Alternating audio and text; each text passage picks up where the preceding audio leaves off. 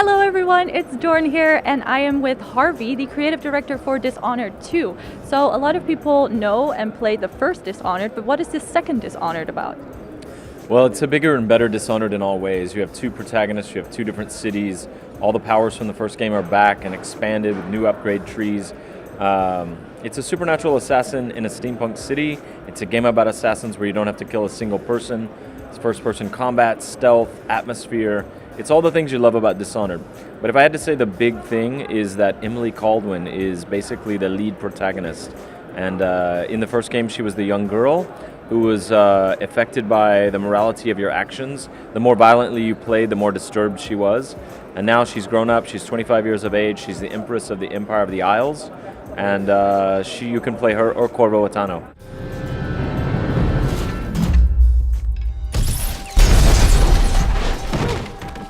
So what are the big differences between playing as Emily and as Corvo?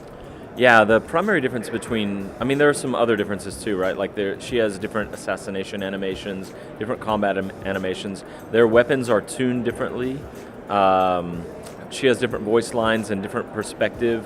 As Empress and an aristocrat, member of the royalty, born in Dunwall, she has a different perspective than Corvo, who's from a blue-collar family who comes from Karnaca. So for him, it's going home, and he knows more of the gangs in the city and things like that. So there are differences like at that layer, but really the primary difference between Emily and Corvo is all of Corvo's powers from the Rat Plague are back, like Devouring Swarm, Possession, Bend Time, Blink. Those are all back, and they all have upgrade trees under them now, so there are many different ways you can upgrade them. But all of Emily's powers are new. You might have seen in some of the materials we've released, she has a mobility power that is called Far Reach, and it's more elastic. It's a supernatural line that serves like a grappling hook. You can grab something and pull yourself past it through the air. It's you can pick people up off the ground and yank them up to a second-story building. You can steal objects with it. So it's an elasticy kind of grappling hook-like supernatural mobility power. But she also has Mesmerize and Shadow Walk. A lot of her powers are basically what you'd expect from an Empress. Mesmerize has a crowd of people fascinated, so they're not aware of her as she sneaks by or kills them all. She also has Domino, which is one of the craziest powers we've added to the game, where you can link, multiple people can be linked and they share the same fate. Emily. You look tired, Father. Every year, I think the anniversary of Jessamine's death will be easier, and it never is. So why did you guys decide to go for fully voiced protagonists this time? Yeah, that's a good question, because in the first game, Corvo had no voice. He was very silent. And what we were trying to do there is not violate your sense of self as you're playing him. But in truth, some people felt that way, and a vast majority of people felt instead that it just made him cold and kind of flat. They weren't sure emotionally how he was responding to things like the woman he loved being killed in front of him, his daughter being taken and used as a pawn in a game of politics, the people around him betraying him. Was he out for revenge, or was he trying to correct a political situation? Was he enjoying killing? We left the slate blank. So in the new game, actually in the DLC where you play Dowd, we experimented with giving the protagonist a voice, and immediately the response from players was very powerful. They understand better how Dowd is, what he's thinking and how he's moving through the world.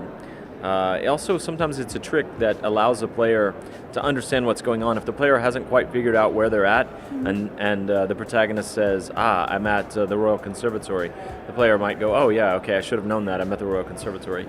So giving Emily a voice and giving Corvo a voice, after the experiments of the DLC and the way players had responded, it was a good call for us.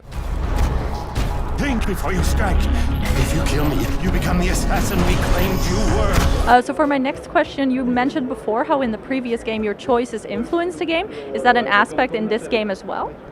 Yeah, choice matters a lot to us. The more you can kill a lot of people and play very violently, or you can literally complete the game without killing anyone, without any violence. And the more you kill, the more destabilized society gets. And so we have many different end games this time. Instead of just a couple, we have many permutations of various end games. But the endings are now driven not just by how many people you've killed, but also a hybrid of which choices you made through the course of the game, who you supported, who you didn't support, which side quests you did.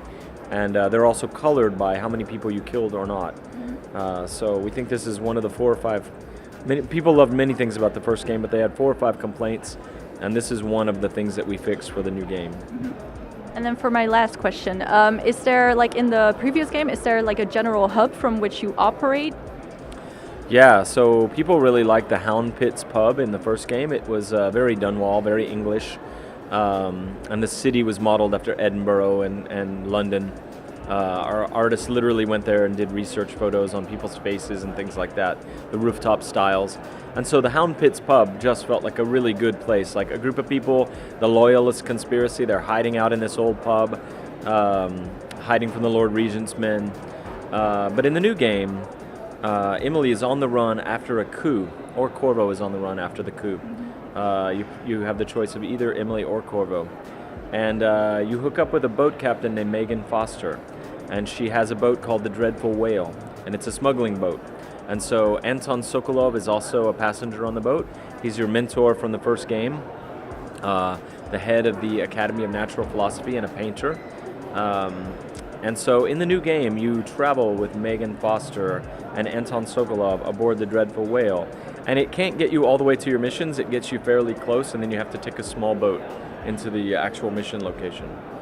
Okay, thank you so much for answering my questions. Looks like an awesome game.